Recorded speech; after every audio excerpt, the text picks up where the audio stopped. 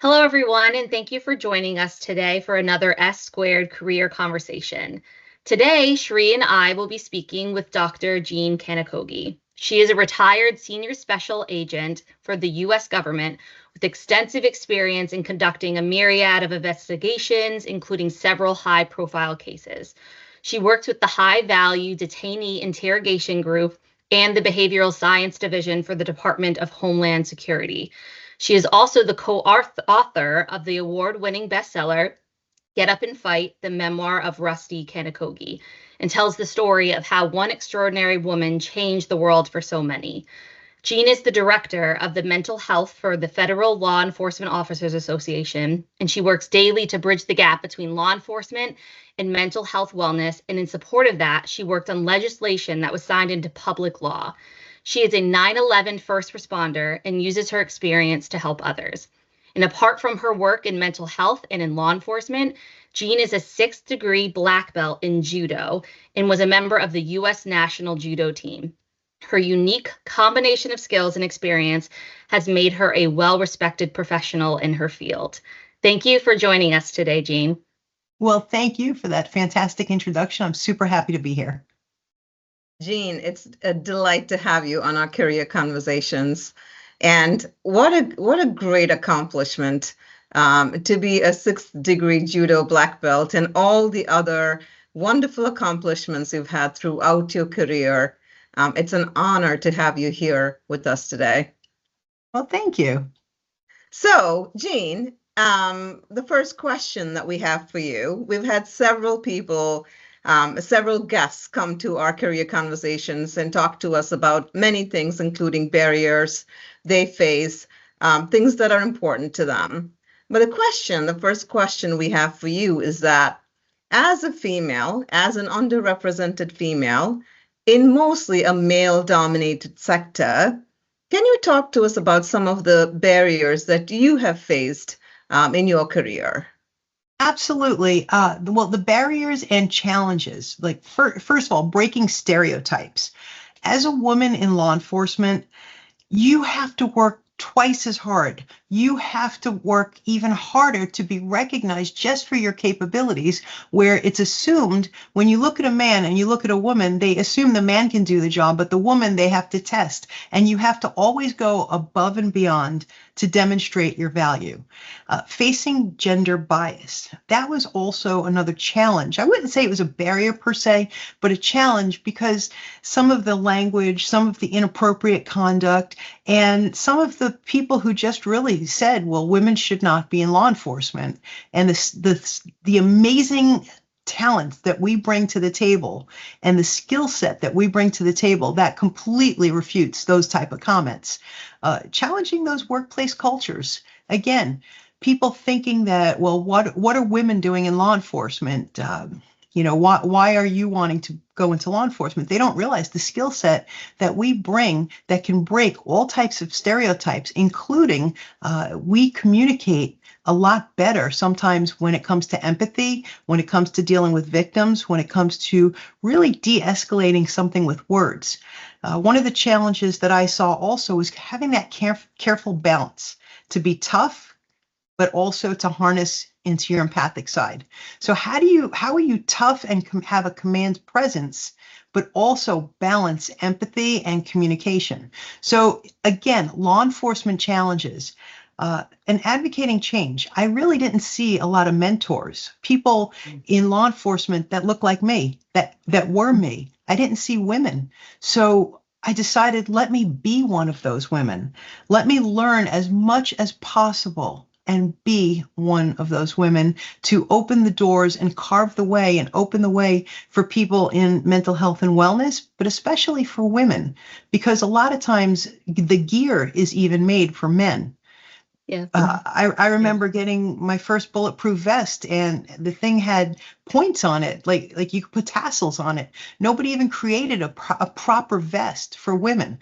They don't even realize the trajectory of a bullet. If it hit that concave vest, it would not stop the bullet, but it would make the bullet angle up towards your head. They didn't even think about that. And also the clothing. So advocate for change for clothing. Recently, I met a woman who advocated for change in clothing with NYPD. She had to chase somebody up a fire escape wearing a skirt. And after that, she said, oh, no way is this going to happen any longer. And she advocated for change. Now there are role models that we see that can show you what they've done. But I found it to be very challenging when I started my career to not have those role models. Yeah. Jean, as you were speaking, so many things resonated with me. And Selena, I'm sure it did with you as well. Absolutely. Even in this day and age, I find that we still have hurdles, we still have challenges. And I think you said it very well. You said it's not barriers, but challenges that we need to overcome. But what a great insight into the things that you had to face in your field that I'm sure a lot of women can relate to in their respective fields, right? Us in the utility sector. One follow-up question before I hand it over to Selena. If you thought about your career and all the things that you have accomplished, is there anything that you would do differently? Oh, gosh. I would probably try to experience more and step outside my comfort zone. Originally, when I started in law enforcement, I wanted to be in my comfort zone, learn the job, and learn my area of immediate responsibility. If I knew early on that there were opportunities maybe to travel more or opportunities to really challenge myself to learn more, I would have. Another thing I would have done differently is gather an army of support and strength, because we talked about challenges, and there are three types of challenges. The one is the very obvious challenge, which when you're dealing with people are the naysayers, the people who say women should not do the job, the misogynists, if I may. The other challenge is a little bit more hidden. Those I call the queen bees. Those are the women that kind of stomp on your head, hit your crown off of your head, and just kind of move away, because they are actual imposters and they are so insecure of themselves that they want to keep women down. And a third challenge that I find very important to navigate is your own imposter syndrome, what we put upon ourselves. And to me, that's the biggest challenge, because we're a constant voice in our head. Just a quick story. I remember I was going down and I was chasing a bad guy somewhere in Brooklyn. He was wanted for homicide. So as I'm going down the steps now, I'm fully trained and I'm chasing this guy wanted for murder. The first thing I thought is, wow, this is dangerous. Somebody should really call the police. Then I realized I am the police.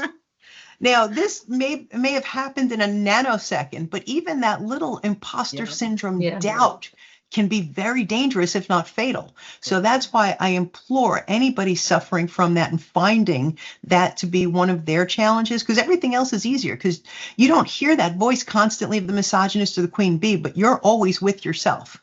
So what I would have done differently is really understood what imposter syndrome was early in my career, so I would never have doubt, to give me the confidence to step outside my comfort zone. So well said. Selena. Yeah, thank you for sharing that. And so much of what you said, I mean, Sheree and I currently work in the utility industry, and we have many women in non-traditional roles. So a lot of what you said and the stories you shared kind of resonate of what we hear when we have these career coaching conversations with employees, especially females that we are coaching.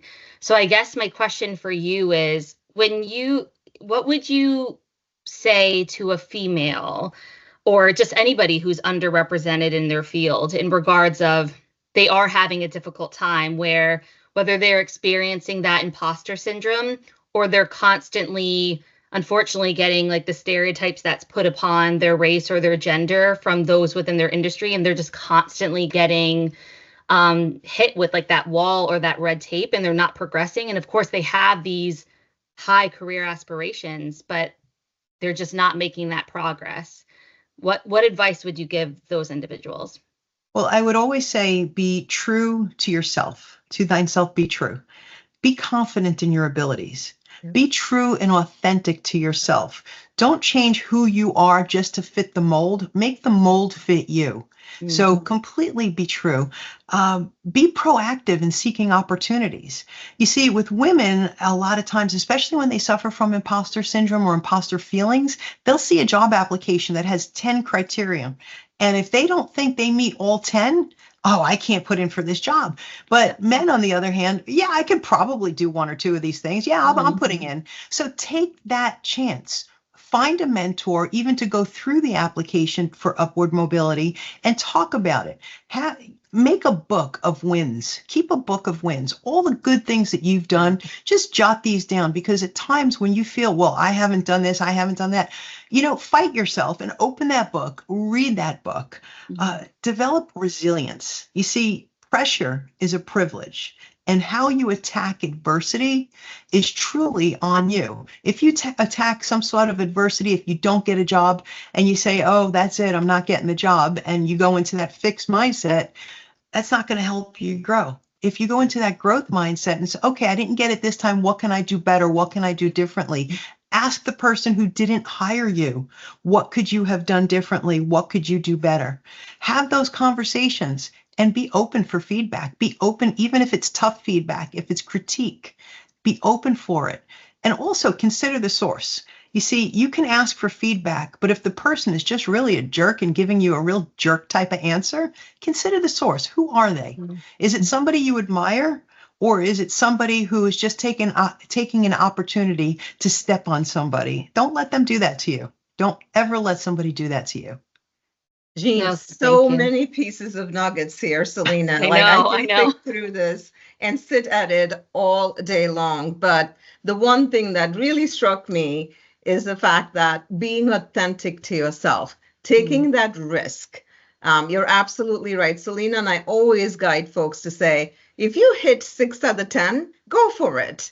There has to be something in it for you to also grow. So fantastic. I'm going to re-listen to this recording many times so I can jot down those, nuggets and also my wins. I'm going to start a book of wins. Selena. Yeah. And again, I think it's to the point that you mentioned in the beginning, like you saw that there wasn't a mentor in your field, so you decided to be that leader and that mentor.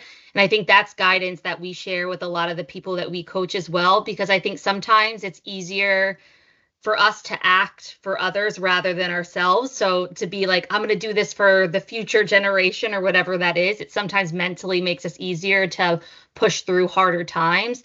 And that's what we're trying to do, right? Like we're in 2024, we've made a ton of progress, but there's still so much growth to do.